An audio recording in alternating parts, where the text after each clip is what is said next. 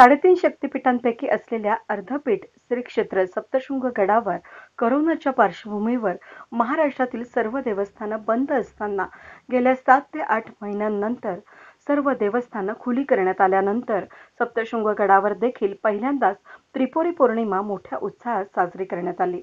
सप्तशृंग गडावर आई भगवतीची पहिली पायरी या ठिकाणी दीप प्रज्वलन करून त्रिपुरी पौर्णिमा साजरी करण्यात आली.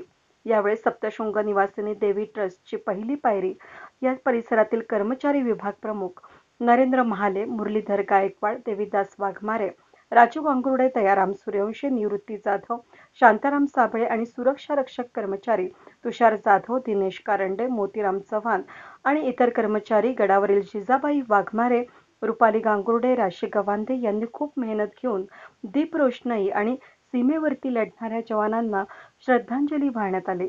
यावेळेस गडावरील ग्रामस्थ मोठ्या संख्येने उपस्थित होते. वेद न्यूजसाठी व्हिडिओ जर्नलिस्ट सोमनाथ मानकर, सप्तशृंग गड.